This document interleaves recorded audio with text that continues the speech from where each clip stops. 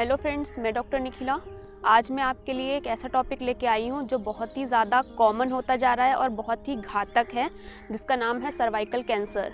Cervical cancer घातक इसलिए है क्योंकि इसके जो सिम्टम्स हैं बहुत जल्दी शो नहीं होते हैं। सिम्टम्स में नॉर्मली मैं आपको आगे बताऊंगी कि क्या क्या सिम्टम्स लगते हैं।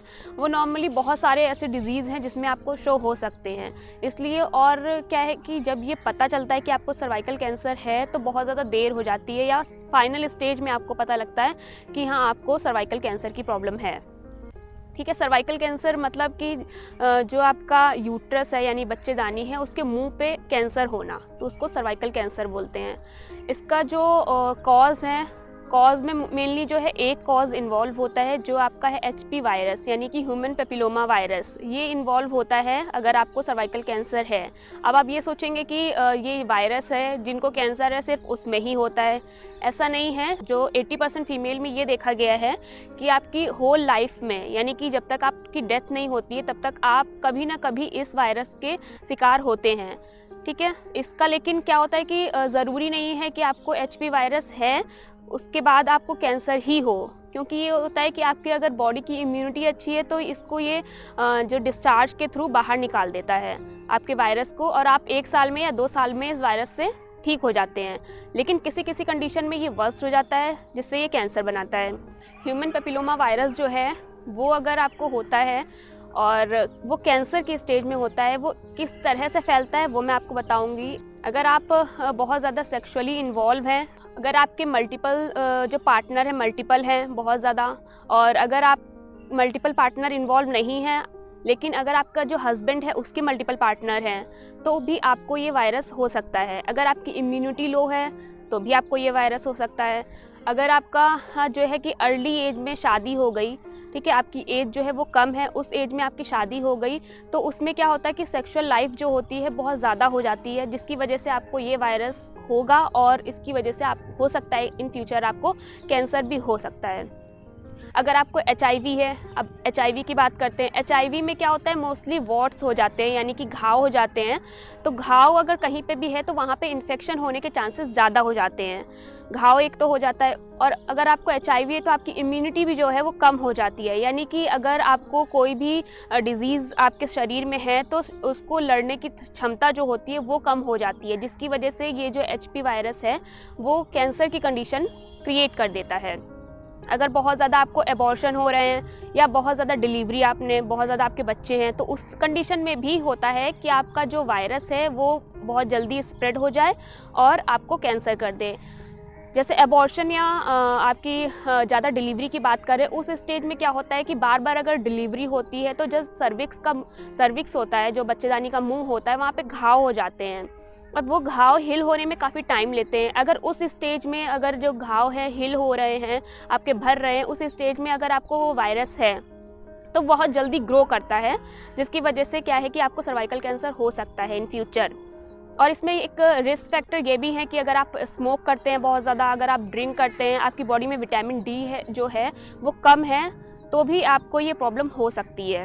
अब बात करते हैं कि इसके टाइप कितने होते हैं। इसके 2 टाइप होते हैं, एक तो स्क्वैमस सेल कार्सिनोमा और एडिनोकार्सिनोमा। स्क्वैमस सेल कार्सिनोमा जो होता है वो जो यूट्रस की आउटर लेयर पे होता है, जो बहुत ज़्यादा घातक नहीं होता है, लेकिन अगर वो अर्ली स्टेज में पता चल गया कि हाँ आपको स्क्वैमस सेल कार्सिनोमा है और वो अर्ली स्टेज में पता चल गया तो वो ट्रीट हो जाता है। और एडिनोकार्सिनोमा जो है वो आपके यूट्रस की अंदर की लेयर में होता है। एडिनोसेल कार्सिनोमा बहुत जल्दी स्प्रेड होता है क्योंकि वो अंदर की लेयर में है, और अगर अंदर की लेयर में होने की वजह से वो इतनी जल्दी पता भी नहीं चल पाता है कि आपको ये कार्सिनोमा है। ठीक है, तो इसको ट्रीट करना भी मुश्किल है, उसको पता लगाना भी मुश्किल है। अब बात करते हैं कि इसमें सिम्टम्स जो है वो क्या होंगे। मैंने आपको बोला कि इसमें सिम्टम्स बहुत ज़्यादा नहीं होते हैं। एक तो नॉर्मली वेजाइनल डिस्चार्ज होता है, नॉर्मली वो होता भी है हमारी बॉडी में। अगर बहुत ज़्यादा हो रहा है तो ऑब्वियस सी बात है आपको दिखाने की ज़रूरत है। कॉन्टैक्ट ब्लीडिंग का मतलब ये है कि अगर आप कोई एग्जामिनेशन के लिए गए हैं तो आपको एग्जामिन किया जा रहा है, उस टाइम पे ब्लीड होने लगना, या सेक्सुअल इंटरकोर्स के टाइम पे ब्लीडिंग होने लगना, ये सारे कॉन्टैक्ट ब्लीडिंग में आते हैं कि मतलब टच करते ही ब्लीडिंग होने लगना।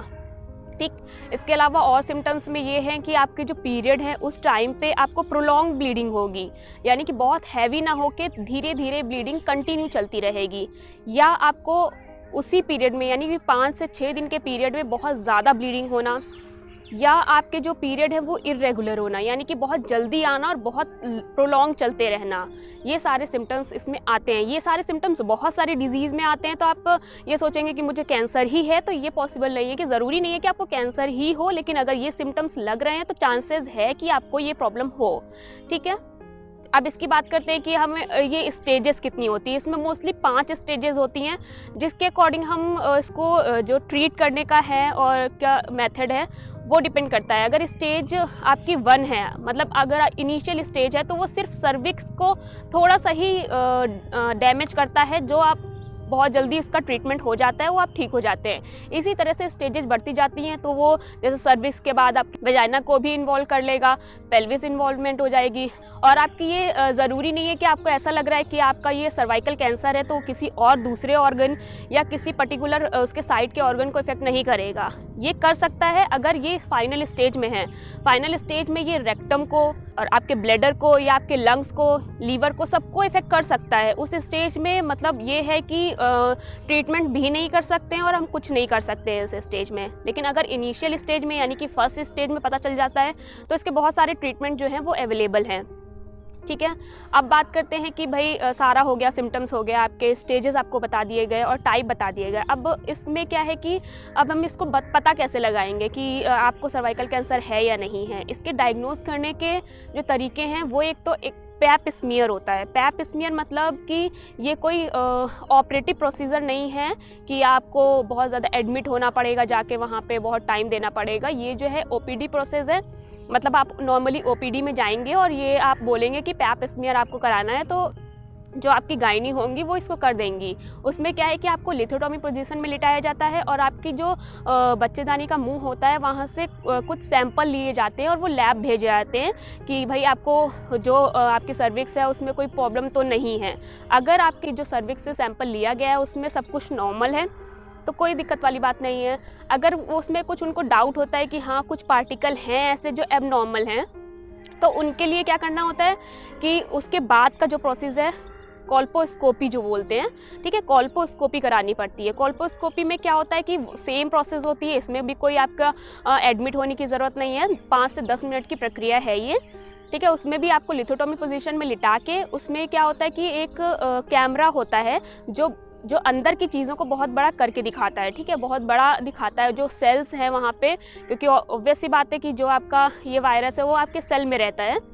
ठीक है, तो उसको बड़ा करके दिखाएगा तो ताकि हमें पता लग सके कि आपका जो ये वायरस है पर्टिकुलर किस एरिया में है और वो कैंसरस है या नहीं है। अगर वो कैंसरस है तो उसके ट्रीटमेंट होंगे, अगर वो नहीं है तो ऑब्वियस सी बात है कोई प्रॉब्लम की बात नहीं है। जैसे मैंने आपको बताया कि ये जो होते हैं वो आपके सेल में होते हैं। जो एचपी वायरस हैं, ठीक है, वो आपके क्या होता है कि आपको फ्रिक्वेंटली होते रहते हैं। जैसे आपको बहुत सारी ऐसी डिजीज़ होती हैं कि जैसे मम्स है, चिकन पॉक्स है, वो लाइफ में एक बार ही होते हैं। क्यों एक बार ही होते हैं? क्योंकि अगर एक बार होता है तो आपकी बॉडी में एंटीबॉडीज़ बन जाते हैं उनको फेस करने के लिए, उनके जो बैक्टीरिया या वायरस है उनको किल करने के लिए। लेकिन जो एचपी वायरस है वो आपकी ब्लड में ना होके आपके सेल्स में होता है, क्योंकि अगर सेल्स में होता है तो आपके जो WBC है उसको सिग्नल नहीं मिल पाता है कि हाँ इसके लिए एंटीबॉडी हमें बनानी है और उसको किल करना है। इसलिए ये जो वायरस है वो फ्रिक्वेंटली होता रहता है। जैसे मैंने आपको बताया कि 80% फीमेल में क्या होता है कि पूरी लाइफ में कभी ना कभी ये वायरस होता है उनको। ठीक है, तो ये वायरस आप पता लगा सकते हैं इस टेस्ट के ज़रिए। ठीक, अगर आपका ये सब कुछ नॉर्मल है, पैप स्मीयर एक तो नॉर्मल है अगर आपका, तब भी आपको ये नहीं सोचना है कि हाँ मेरा नॉर्मल है अब मुझे कभी कैंसर नहीं हो सकता है, ऐसा नहीं है। अगर आपका ये नॉर्मल है तो आपको पैप स्मीयर जो है वो हर 3 साल में रिपीट करना है। मतलब ये जो है बहुत ज़्यादा कॉस्टली नहीं है, एक तो आप रिपीट कर सकते हैं। ठीक है, हर 3 साल में रिपीट करना है। अगर आपने एचपी वायरस के साथ यानी कि पैप स्मीयर भी और एचपी वायरस जो आपका टेस्ट है वो भी आपका जो है दोनों चीज़ें नॉर्मल हैं, तो हर 5 साल में क्या है आप इसको रिपीट करिए। ठीक है, ऐसा नहीं है कि जो आपका ये वायरस है वो आपने एक बार टेस्ट किया नहीं है तो वो कभी नहीं होगा, तो ये रिपीट करते रहना चाहिए। ये जो टेस्ट हैं उनसे आपको अगर आपको पता चल जाता है कि आपकी जो वो वायरस है वो प्रेजेंट है, तो अर्ली स्टेज में जो है वो ट्रीटमेंट हो जाएगा और आपकी लाइफ जो है वो बच जाएगी। अगर आप इग्नोर करेंगे कि भाई क्या है कि एक बार पॉजिटिव नहीं आया तो उसको रिपीट कराना है, ठीक है। हर 5 साल में या हर 3 साल में आपको ये जो प्रोसेस है वो रिपीट करनी है, ठीक है। इसके लिए देखिए ये होता है कि आपको जब आप सेक्सुअल लाइफ में अपने होते हैं तो उस टाइम पे ये हो गया, ठीक है। लेकिन जो है कि जो जिनकी शादी नहीं हुई होती है और जो सेक्सुअली इन्वॉल्व नहीं होते हैं, उनको भी ये टेस्ट कराना चाहिए, क्योंकि होता है ना कि आपकी बॉडी में ये कभी ना कभी हो जाता है, तो उनको भी फ्रिक्वेंटली टेस्ट कराना चाहिए, ठीक। आजकल ये इसके लिए वैक्सीन्स भी अवेलेबल हैं, ठीक है। लेकिन जो ये वैक्सीन्स हैं उसके बारे में जो मैं बताने जा रही हूँ, तो ये अपने आप से नहीं एक तो लेनी है, ठीक है। ये आपको जाके अपनी गायनी से ही इसके बारे में कंसल्ट करना है, या आप हमें भी बता सकते हैं, तो हम आपको सजेस्ट कर सकते हैं कि आपको अच्छे से अच्छा क्या करना है, ठीक है। इसके लिए वैक्सीन्स भी अवेलेबल हैं। जो वैक्सीन्स हैं, एक तो जो एचपी वायरस है बहुत सारे होते हैं, 1 से 100 तक होते हैं। जो मोस्टली कैंसर के लिए इन्वॉल्व होते हैं वो आपका HP 16 एंड 18 होता है, ठीक है। 16 और 18 के लिए एक वैक्सीन आती है जो आप 3 डोज होती हैं उसकी, तो तीन डोज लेने से आपका जो ये वायरस है वो किल हो जाता है और आपको फर्दर कैंसर की प्रॉब्लम जो है वो नहीं होगी। इसके अलावा ये तो कैंसरस के लिए हो गई, और HP 6 और 11 जो होती है वो आपके वॉर्ड्स करती है, यानी कि आपके घाव वहाँ पे बनाती है। तो अगर घाव होंगे तो ऑब्वियस सी बात है इन्फेक्शन जल्दी होगा, इन्फेक्शन जल्दी होगा तो जो आपके वायरस है वो ग्रोथ बहुत ज़्यादा होंगे, ठीक। एक वैक्सीन आती है जो दोनों पे काम करती है, आपके कैंसर के लिए भी, आपके वॉर्ड्स के लिए भी, वो भी आपकी 3 डोज होती है, तो आप लगवा सकते हैं, ठीक है। इसके लिए और जो होता है ना कि भाई एज लिमिट कितनी होनी चाहिए। अगर आप अर्ली एज में अगर होता है कि मतलब अगर आपकी एज जो है वो 10 है, 10 से अबव है, तो भी आप ये वैक्सीन लगवा सकते हैं कि आपको फ्यूचर में सर्वाइकल कैंसर ना हो, ठीक। जैसे मैंने आपको बताया कि अर्ली एज की जो लेडी होती हैं उनको ज़्यादा चांसेस होते हैं इस वायरस को होने में, क्योंकि उनकी बॉडी में जो सेक्सुअल लाइफ होती है बहुत लंबी होती है, ठीक है। और उनकी बॉडी की इम्यूनिटी इतनी अच्छी नहीं होती है जितनी आपकी मिडिल एज में होती है, और ये इस कैंसर के होने के चांसेस 50 और 60 अबव जो लेडीज़ होती हैं उनको ज़्यादा चांसेस होते हैं, क्योंकि उनकी बॉडी की जो इम्यूनिटी होती है वो कम हो जाती है। और फिर ईस्ट्रोजन लेवल जो होता है, मतलब जो वेजाइना को ड्राई रखता है, जो भी मतलब डिस्चार्ज होते हैं उनके लिए हेल्प करता है। तो वायरस है वहाँ पे, अगर डिस्चार्ज हुआ तो वायरस वो बाहर चले जाता है। लेकिन क्या होता है 50 एज में क्या होता है कि ड्राइनेस हो जाती है, वेजाइनल ड्राइनेस, जिसकी वजह से क्या है कि वहाँ पे जो वायरस है वो वहीं रहता है, वो डिस्चार्ज के थ्रू बाहर नहीं आ पाता है। तो चांसेस ऑब्वियस सी बात है कि ज़्यादा हैं आपके कैंसर होने के लिए, सर्वाइकल कैंसर होने के लिए, ठीक है। ये होगी आपकी बात की वैक्सीन्स की, ठीक है। और अब बात करते हैं कि भाई ट्रीटमेंट ऑब्वियसली अवेलेबल है, लेकिन अर्ली स्टेज में पता चलता है तो ही हम इसको अच्छे से ट्रीट कर सकते हैं, ठीक है। इसके लिए ट्रीटमेंट बहुत सारे अवेलेबल हैं, बहुत सारी ऐसी प्रोसेस हैं जो आप करवा के अपने जो सेल्स हैं उनको, क्या होता है क्रायो सर्जरी में बहुत ज़्यादा ठंडी थेरेपी होती है, तो इंस्ट्रूमेंट के थ्रू वहाँ पे जो है वो फ्रीज़ कर दिया जाता है, और कुछ महीनों में या कुछ दिनों में, यानी 15 दिन से 1 महीने में आपका वो जो है वो डिस्चार्ज के थ्रू सारा जो वायरस है वो बाहर निकल जाता है, ठीक। और भी बहुत सारी ऐसी प्रोसेस है, ठीक है। लेकिन वो आपका कितना परसेंटेज हुआ है और कितनी स्टेजेस क्रॉस कर चुका है उसके अकॉर्डिंग ये ट्रीटमेंट चलता है। एक ट्रीटमेंट ये होता है कि वहाँ पे अगर आपको डीप में है, अगर मतलब कि आपका सुपरफिशियली है तो वो तो क्रायोथेरेपी से ठीक हो जाएगा। लेकिन अगर वो डीप है तो उसके लिए क्या करते हैं कि उस एरिया को कट करके निकाल भी देते हैं, तो ये भी आप करवा सकते हैं। इसके लिए क्या है कि बहुत सारे ट्रीटमेंट अवेलेबल हैं, बहुत सारी वैक्सीन्स अवेलेबल हैं, तो आप ले सकते हैं। और जो ये डायग्नोज मैंने बताया कि कैसे करते हैं, एक तो पैप स्मीयर रिपीट कराना है, वो ज़रूरी है आपके लिए। अगर आप पैप स्मीयर रिपीट नहीं करा रहे हैं तो फिर चांसेस हैं कि आपको आगे चल के बहुत ज़्यादा घातक बीमारी, यानी कि जो सर्वाइकल कैंसर है, स्टेज बहुत ज़्यादा बढ़ चुका हो, या तो मे बी आपको पता चले और वो फाइनल स्टेज हो। तो ऐसी गलती ना करें और आप जाके हर 3 साल में या हर 5 साल में ये टेस्ट रिपीट कराएँ, ठीक है। और अब बात करते हैं कि भाई हमें खाने पीने में और अपनी लाइफस्टाइल में क्या चेंजेस लाने चाहिए। खाने पीने में मोस्टली क्या है कि आपको बहुत ज़्यादा जंक फूड नहीं खाने हैं, ठीक है। जंक फूड नहीं खाने। अगर आपको लग रहा है कि आपकी बॉडी की इम्यूनिटी है वो बहुत ज़्यादा कम है, तो इम्यूनिटी बूस्ट करने के लिए आपको कुछ ना कुछ लेना चाहिए, ठीक है, ताकि आपकी जो प्रतिरोधक क्षमता है रोगों को मारने की वो बनी रहे।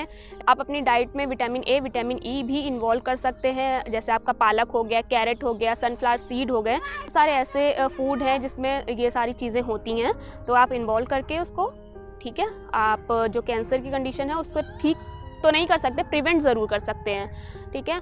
और बहुत सारी रिसर्च अभी चल रही है इस पे कि अगर आप फिज़िकल एक्सरसाइज नहीं करते हैं तो भी आप सर्वाइकल कैंसर के कहीं ना कहीं नज़दीक पहुंच जाते हैं। तो फिज़िकल एक्सरसाइज इंक्रीज़ करिए, ठीक है। विटामिन डी की कमी से भी रिसर्च चल रही है एक्चुअली इस पे कि विटामिन डी की कमी से भी सर्वाइकल कैंसर होता है। तो ऑब्वियस सी बात है, थोड़ा सा धूप में जाइए, ऐसा नहीं है धूप में जाएंगे तो काले हो जाएंगे, ठीक है। तो आप अपने बॉडी को बचाने के लिए अपनी एक्सटर्नल ब्यूटी ये मत करिए कि ख़राब हो जाएगी। अगर आपको कैंसर हो गया तो एक्सटर्नल ब्यूटी का कोई फ़ायदा नहीं है, ठीक है। तो थोड़ा सा धूप में जाइए, विटामिन डी लीजिए, बहुत सारे ऐसे सोर्सेज हैं जिससे आप ले सकते हैं। कैल्शियम भी आपको लेना ज़रूरी है। तो ये सारी चीज़ें अपनी लाइफ में, अपनी डाइट में इन्वॉल्व करके आप कैंसर से कहीं ना कहीं थोड़ा सा दूर हो जाएं, ठीक है। लेकिन ज़रूरी नहीं है कि उससे आप बोलें कि मैंने जो आपको डाइट बताई उससे कैंसर ठीक हो जाएगा, ये पॉसिबल नहीं है। वो तो तब पॉसिबल है आप हर साल जाके या आप हर 3 साल या 5 साल में जाके अपना टेस्ट करवाते हैं और उसमें नेगेटिव आता है, तब ये सोचिए कि आपको कैंसर नहीं है। इसके लिए इतना ही। अब मैंने आपको जो सर्वाइकल कैंसर के बारे में बताया उस पर आप सोचिएगा और उसके टेस्ट के बारे में ज़रूर सोचिएगा कि ये मत सोचिएगा कि ये टेस्ट बहुत ज़्यादा महंगा होगा तो हम नहीं जाएंगे। लाखों में नहीं होता है तो फिर जाके आप करवाइए, इसको रिपीटेडली करवाइए ताकि आपको पता चले इनिशियल स्टेज में और आपका ट्रीटमेंट अच्छे से हो जाए। आज के लिए इस वीडियो में इतना ही, और अब नेक्स्ट वीडियो में मैं आपको और भी सारी चीज़ों से और भी डिजीज़ के बारे में बताऊंगी जो आपके लिए बेनिफिशियल होगी और आपको इससे अवेयर होना ज़रूरी है, ठीक है। और अगर आपको मेरी वीडियो पसंद आई है तो उसे लाइक करें, शेयर करें और हमारे चैनल को सब्सक्राइब करें। Thank you.